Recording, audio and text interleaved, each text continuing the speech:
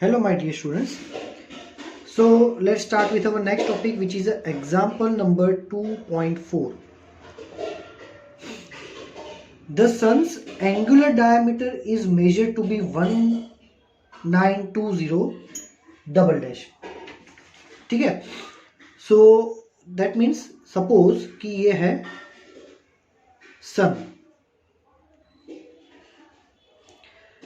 and it is viewed from the earth like this. This is known as the alpha, and alpha, which is the angular diameter. Alpha is nothing but it is our angular diameter, and it is given by 1920 double dash mean second. The distance d of the sun from the earth, sun और earth का ये जो distance है capital D, this capital D is given by 1.496 into 10⁻11 meter. What is the diameter of the sun? We need to find this diameter small d. Ready? तो यहां पे क्या होगा देखो, यहां पे हम फॉर्मूला यूज करेंगे angle is equal to arc. This is going to be your arc by radius capital D. So what can we say, यहां पे डी फाइंड करना है. सो डी को सब्जेक्ट बनाओ. D is equal to alpha into D. Let's put the values. D की जो वैल्यू है, डी हमें फाइंड करना है, और अल्फा की वैल्यू क्या है 1920 डबल डैश, और ये जो डी है, डी की वैल्यू है 1.496 इंटू 10⁻11. ठीक है. तो क्या होगा अब देखो, अब ये डबल डैश को, सॉरी ये 1.496 इंटू 10⁻11. ओके हाँ. अब ये जो डबल डैश है, ये डबल डैश को हमें डिग्री में कन्वर्ट करना पड़ेगा. और प्रीवियस लेक्चर में हमने पहले ये देखा था कि 1 double dash is equal to 1/3600 degree होता है. We have already derived this relation. तो हम डायरेक्टली इसका यूज करेंगे कि d is equal to 1920 into 1/3600. ठीक है. तो ये हो गया हमारा पूरा degree into 1.496 into 10⁻11. Now degree को किस में कन्वर्ट करना है, रेडियन में. So D is equal to 1920 into 1/3600. Degree को रेडियन में कन्वर्ट करना है तो pi by 180 into 1.496 into 10⁻11. So d is equal to 1920 into pi की जगह डाल दो 3.14 बाय 3600 इंटू 180 इंटू 1.496 इंटू 10⁻11. ठीक है. You have to solve all this term by using the calculators. तो आपको ये वैल्यू मिलेगी d is equal to 1.39 into 10⁻9 metre. ये आपकी वैल्यू होगी. रेडी. It's very simple. बस आपको कैलकुलेटर से इसको सॉल्व करना है. Now next topic is what. Next topic is this, estimation of very small distance that is the size of a molecule. ये टॉपिक हमारे सिलेबस में से निकल गया है. यहां से लेके यहां तक ये हमारे सिलेबस में नहीं है. एंड द नेक्स्ट एग्जाम्पल, ये जो एग्जाम्पल है वो भी इसी में बेस्ड है. तो ये एग्जाम्पल भी हमारे सिलेबस में से निकल गया है. नेक्स्ट क्या है, रेंज ऑफ लेंथ्स. कि हमारे पास कितनी टाइप की लेंथ की रेंजेस अवेलेबल है. चलो. सो ये हम पढ़ेंगे. इंटरेस्टिंग पॉइंट है.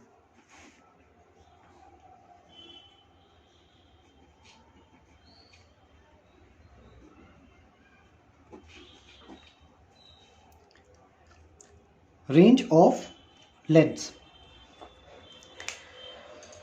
देखो, we have a very small size to we have a very large size also. In physics we are dealing from the minimum distance 10 raised to minus 14 metre, ठीक है। ये न्यूक्लियस की साइज है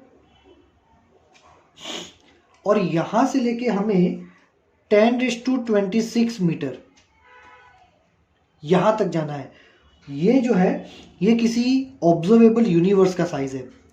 means in the physics we have to deal with the range, minimum is this and up to maximum is this. देखो ये वाला जो distance है ना वो हमने देख लिया चैप्टर नंबर 8 में ग्रेविटेशन में, कि भाई हमें इतनी बड़ी बड़ी डिस्टेंस के साथ भी डील करनी पड़ेगी।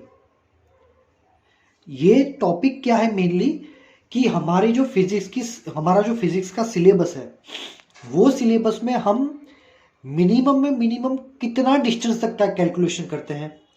तो एक तो हम न्यूक्लियस का कैलकुलेशन करेंगे, ये कैलकुलेशन आएगा आपका स्टैंडर्ड 12th स्टैंडर्ड की जो दूसरी बुक है उसमें ये चैप्टर्स आते हैं।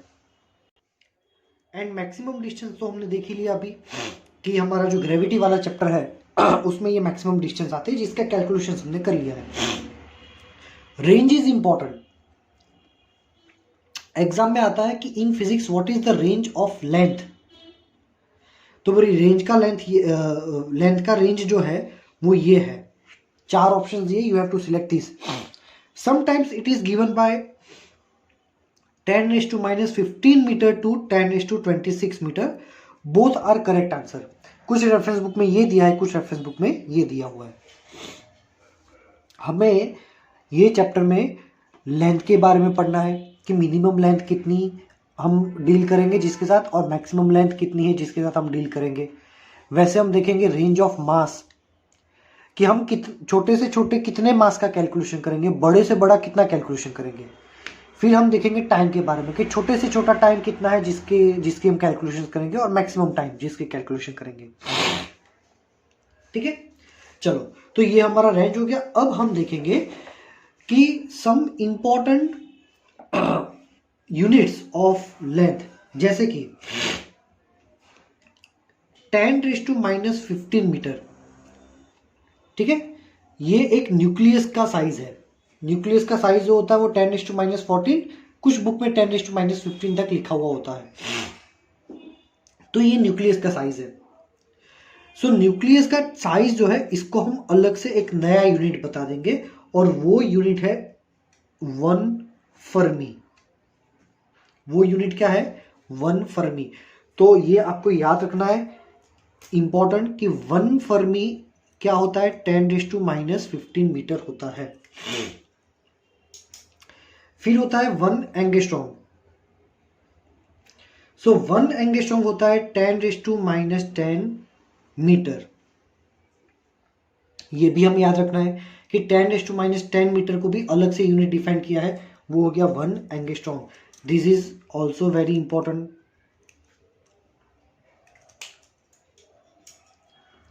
फिर आता है 1 एस्ट्रोनॉमिकल यूनिट। 1 एस्ट्रोनॉमिकल यूनिट, ये एक नया यूनिट है। सो क्या होता है astronomical unit? So astronomical unit means average distance between sun and earth. Sun और अर्थ के बीच का जो डिस्टेंस होता है ना उसको बोलते हैं एक एस्ट्रोनॉमिकल यूनिट, और एक एस्ट्रोनॉमिकल यूनिट की वैल्यू है 1.496 इंटू 10⁻11 मीटर। मतलब सन और अर्थ के बीच का डिस्टेंस जो है वो ये है, और उसको बोलते हैं 1 एस्ट्रोनॉमिकल यूनिट। तो चैप्टर नंबर 8 ग्रेविटेशन में हमने जितने भी न्यूमेरिकल्स किए हैं वो सब में देखना सन और अर्थ के बीच का जो डिस्टेंस है वो इतना ही होगा। जैसे कि ये न्यूमेरिकल में ये सन है, ये अर्थ है, सन है और ये अर्थ है। ये सन और अर्थ के बीच का जो डिस्टेंस है वो है कैपिटल डी, और देखो कैपिटल डी की वैल्यू वही लिखी है 1.496 इंटू 10⁻11 मीटर। तो सन और अर्थ के बीच का डिस्टेंस फिक्स है which is known as a 1 astronomical unit and the value of 1 astronomical unit is 1.496 into 10⁻11। ठीक है, so again this concept is also very important.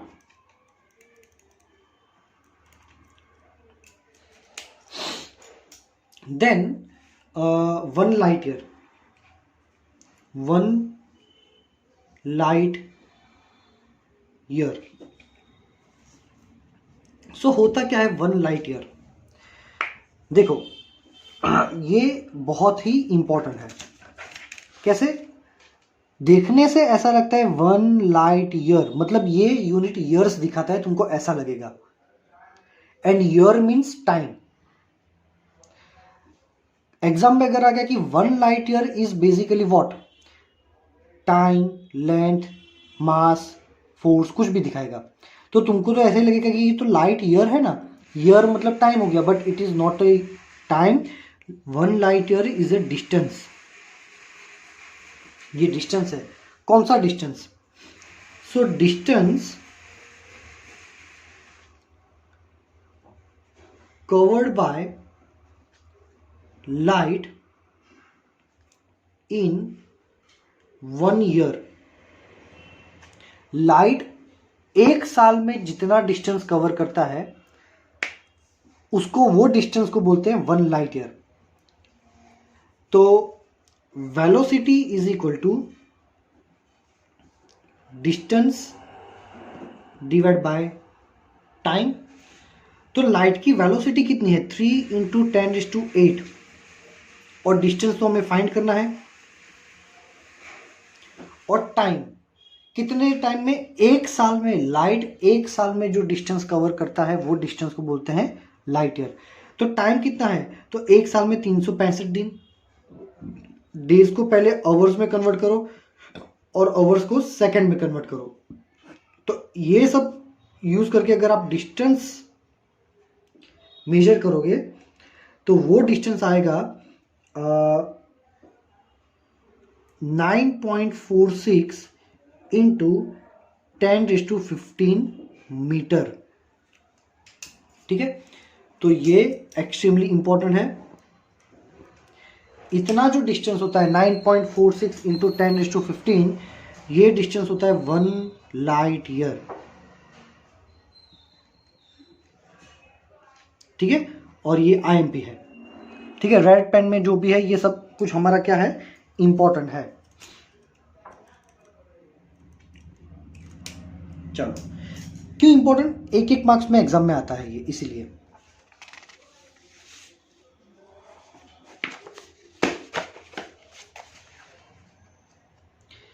Next है 1 पार्सेक। ठीक है, क्या है 1 पार्सेक? तो 1 पार्सेक की डेफिनेशन दी है कि distance at which average radius of Earth's orbit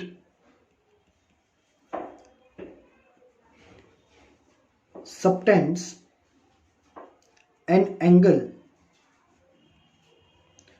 of 1 arc second। मतलब distance at which average radius of earth's orbit, earth का ऑर्बिट की रेडियस, मतलब क्या होता है? ये सन है, ये अर्थ है, अर्थ ऐसे गोल गोल घूमता है, तो ये जो है वो अर्थ ऑर्बिट की रेडियस हो गई, ये इतनी। मतलब रेडियस ऑफ अर्थ ऑर्बिट क्या हो गया? रेडियस ऑफ अर्थ ऑर्बिट ये है, मतलब सन और अर्थ के बीच का डिस्टेंस। सन और अर्थ के बीच का डिस्टेंस जो है वो अभी हमने मेजर किया 1.496 इंटू 10⁻11 मीटर। मतलब ये क्या कहते हैं कि ये सन है, ये अर्थ है, इन दोनों के बीच का डिस्टेंस है 1.496 इंटू 10⁻11, और ये दोनों ही जब किसी एक पॉइंट पे कितना एंगल बनाएंगे, 1 आर्क सेकंड का, मतलब 1 डबल डैश जितना एंगल बनाएंगे, तो ये डिस्टेंस जो होता है, ये वाला डिस्टेंस 1 पार्सेक होता है। क्या होता है? 1 पार्सेक। टेक्स्ट बुक में ये नहीं दिया हुआ। तो इसको कैसे सॉल्व करेंगे? Angle is equal to arc by radius. Radius क्या हो गया? ये हमारा 1 पार्सेक। तो 1 पार्सेक को अगर सब्जेक्ट बनाते हैं तो 1 parsec is equal to 1.496 into 10⁻11 by 1 second. अब ये 1 सेकेंड को हम वापस डिग्री में कन्वर्ट करेंगे, तो हमें पता है कि भाई 1.496 इंटू 10⁻11 बाय 1 सेकेंड होता है 1/3600 डिग्री, और डिग्री को कन्वर्ट करना पड़ेगा रेडियन में। So 1 parsec is equal to 1.496 into 10⁻11 by 1/3600 into pi by 180 radian. ये डिग्री को हमने कन्वर्ट किया रेडियन में। तो ये नीचे वाले टर्म्स ऊपर चले जाएंगे। So 1 parsec is equal to 1.496 into 10⁻11 into 3600 into 180 by pi, मतलब 3.14। इसको जब सॉल्व करोगे so will have answer 3.08 into 10⁻16 metre. तो ये हो गया 1 पार्सेक। भाई ये सब याद नहीं रहता तो कोई बात नहीं, हर एक में बस वैल्यूज याद रखनी है कि एक पार्सेक कितना होता है।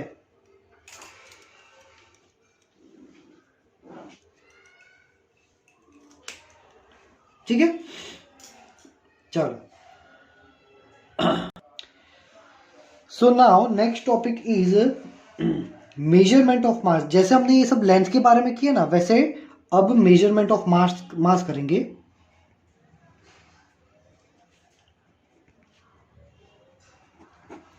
सो ये चैप्टर में हमने पूरा लेंथ का कैलकुलेशन किया। अब मास देखेंगे, उसके बाद टाइम देखेंगे।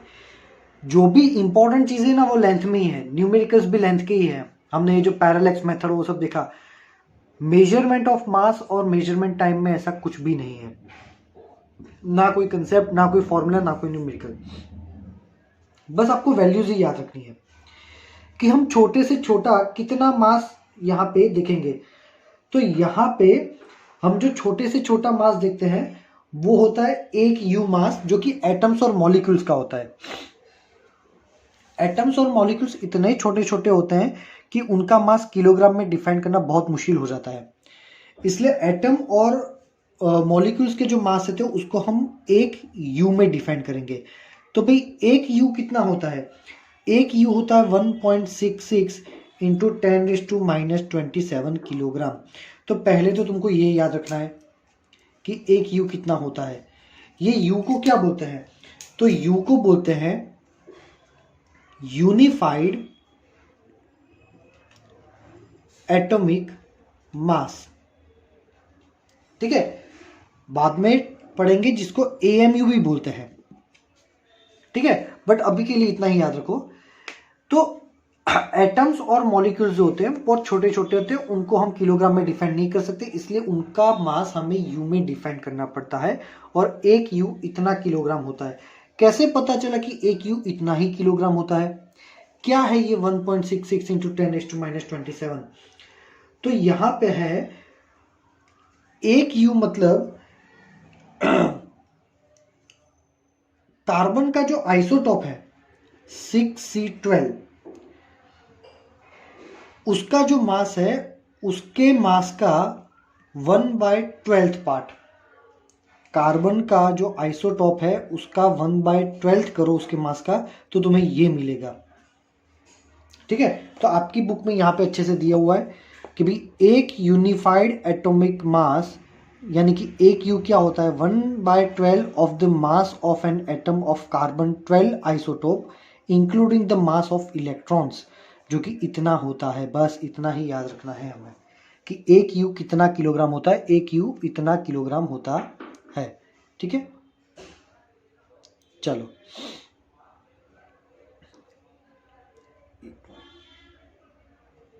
चलो अब आगे बढ़ते हैं। नेक्स्ट, यहाँ पे बुक में और भी नीचे नीचे दिया हुआ है कि हम बड़े से बड़े जो मास होते हैं हम प्लैनेट्स को कैलकुलेट करेंगे, सन का मास कैलकुलेट करेंगे, अर्थ का मास कैलकुलेट करेंगे, और एक्चुअल में हमने ये सब किया भी है। कहाँ पे किया है हमने ये सब? तो हमारे चैप्टर नंबर 8 ग्रेविटेशन में। फिर आता है important range of mass. Range of mass, ठीक है। तो यहाँ पे देखो आपको बुक में एक टेबल दिया हुआ है कि सबसे छोटे में छोटा रेंज की ये लेंथ का टेबल है। तो सबसे छोटा है 10⁻⁻15 मीटर और सबसे बड़ा है 10⁻26 मीटर। तो ये जो टेबल है वो लेंथ का है, हमें ये रेंज याद रखनी है। But right now we are talking about the mass.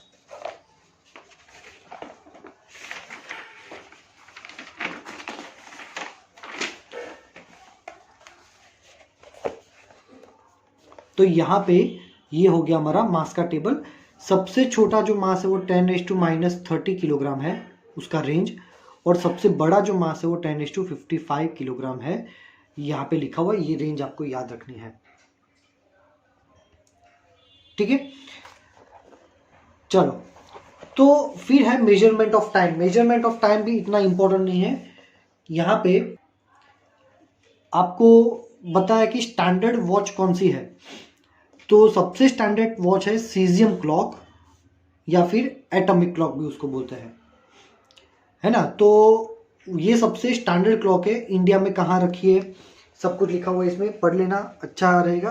But सिर्फ जनरल नॉलेज के लिए, ये एग्जाम में कभी कुछ आता नहीं है। तो यहाँ पे पूछा है कि भाई ये जो सीजियम क्लॉक है, हम बोलते हैं कि भाई ये स्टैंडर्ड घड़ी है। क्यों? हमें कैसे पता चला कि 1 सेकंड इतना ही होता है? तो यहाँ पे लिखा है कि भाई सीजियम जो है वो इतने वाइब्रेशन करने के लिए जो भी टाइम लगाता है उसको बोलते हैं 1 सेकंड, ठीक है। डिजिट याद रखने की जरूरत नहीं है, कुछ भी याद रखने की जरूरत नहीं है। तो यहाँ पे ये सब लिखा हुआ है कि सबसे स्टैंडर्ड घड़ी हमारे पास नेशनल फिजिकल लेबोरेटरी में है, वो कहाँ रखी है, क्या होता है 1 सेकंड, वो सब दिया हुआ है। चलो, यहाँ पे हमें क्या बोला है कि ये सब तो पढ़ने के बाद ये पैराग्राफ में थोड़ा इंपॉर्टेंट है कि you may notice that there is an interesting coincidence between the numbers appearing in tables 2.3 and 2.5, ठीक है। 2.3 कौन सा था हमारा? ये 2.3 रेंज वाला, लेंथ के बारे में जो बताया वो। और 2.5 हमारा ये टेबल है जिसमें टाइम बताया कि मिनिमम टाइम हम कितना मेजर करते हैं। तो ये है 10⁻24 सेकेंड और मैक्सिमम है 10⁻17 सेकेंड। तो ये टाइम की रेंज भी आपको याद रखनी है। तो वो ये दो टेबल की बात कर रहे हैं।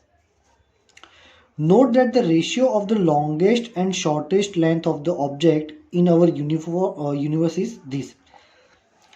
हमारे पास जो सबसे छोटा लेंथ है और सबसे बड़ा जो लेंथ है, ये दोनों लेंथ का रेशियो जब निकालते हैं ना, आप सेल्फ भी ट्राई कर सकते हो। सबसे छोटा लेंथ और सबसे बड़ा लेंथ टेबल में दिया हुआ है, ये वाले पीछे वाले टेबल में, ये वाले टेबल में, ठीक है। तो छोटे से बड़े का अगर तुम डिवाइड करोगे तो तुमको आंसर मिलेगा 10:41। वैसे लॉन्गेस्ट और शॉर्टेस्ट टाइम का भी तुम जब रेशियो निकालोगे तो ये भी 10:41 ही मिलेगा। और मास जो है ना, ये मास का भी अगर तुम रेशियो निकालोगे ना तो वो तुम्हें मिलेगा 10:41 का स्क्वायर। मतलब ये कोइंसिडेंस हो गया कि सारे के सारे जो स्पैन है हमारे छोटे से बड़े का, उन सबका रेशियो एक ही ऑर्डर में मिलता है, ठीक है। बस तो ये एक आपको शायद एग्जाम में आ सकता है कि भाई ये शॉर्टेस्ट से बड़े का रेंज जो रेशियो है वो कितना होता है। तो भाई 10:41 के टर्म्स में मिलते हैं सारे। ये कोइंसिडेंस हो गया फिजिक्स में कि भाई ऐसा भी होता है, ठीक है। चलो, तो अब नेक्स्ट जो है हमारा वो है एक्यूरेसी और प्रिसिशन।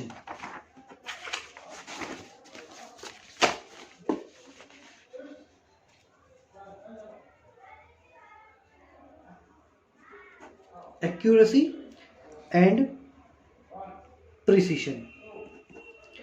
शॉर्ट में एक्सप्लेन करता हूं कि भी एक्यूरेसी क्या होता है, प्रिसिशन क्या होता है। मान लो कि हम किसी भी एक चीज की लेंथ फाइंड कर रहे हैं और वो लेंथ फाइंड करने का हम कर रहे हैं एक्सपेरिमेंट। अब एक्चुअल लेंथ है मान लो 13.4631 सेंटीमीटर। हम जिसकी लेंथ मेजर कर रहे हैं उसका करेक्ट आंसर है ये, और हमने आंसर मेजर किया, हमें दो आंसर मिले। एक स्टूडेंट ने जब लेंथ मेजर की प्रैक्टिकल करके तो उसको आंसर मिला 13.12 सेंटीमीटर, और दूसरे को आंसर मिला 11.3625। ठीक है, तो ये आंसर ज्यादा एक्यूरेट है, इसकी एक्यूरेसी ज्यादा है। तो क्या होता है accuracy? When your answer is very near to the correct answer. Correct answer है 13.46 और हमें मिला 13.12। ये दोनों में से करेक्ट आंसर के नजदीक में कौन है? ये। तो इसकी एक्यूरेसी ज्यादा है। Accuracy means the nearest value of your correct answer. अब प्रिसिशन, प्रिसिशन मीन्स कितने रेजोल्यूशन तक आप ये आंसर को डिराइव करते हो। मतलब एक्चुअल आंसर में पॉइंट के बाद 4 डिजिट्स है, पॉइंट के बाद 4 डिजिट्स इसके पास है, तो इसकी प्रिसिशन ज्यादा है। प्रिसिशन मतलब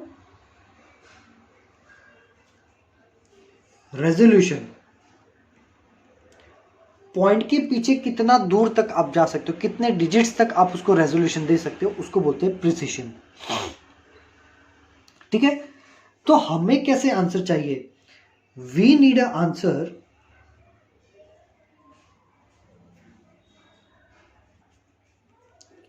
in which answer has good accuracy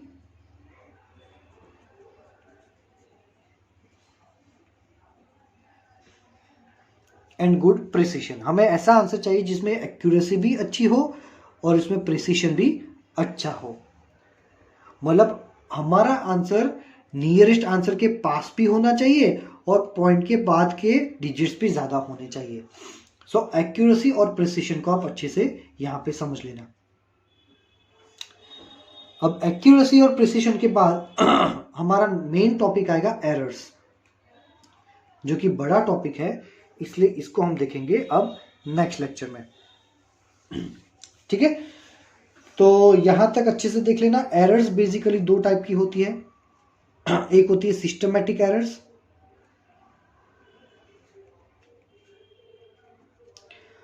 और एक होती है रैंडम एरर। ठीक है, तो सिस्टमैटिक एरर्स को एक बार देख लेते हैं और रैंडम एरर को देखते हैं, बट वो देखेंगे नेक्स्ट लेक्चर में। In next lecture we will start from the systematic errors. तो यहां पे दिया है आपको सिस्टमैटिक एरर्स, यहां तक अच्छे से पढ़ लेना। And if you are having any doubt you can ask me in the message section. Thank you very much my dear students.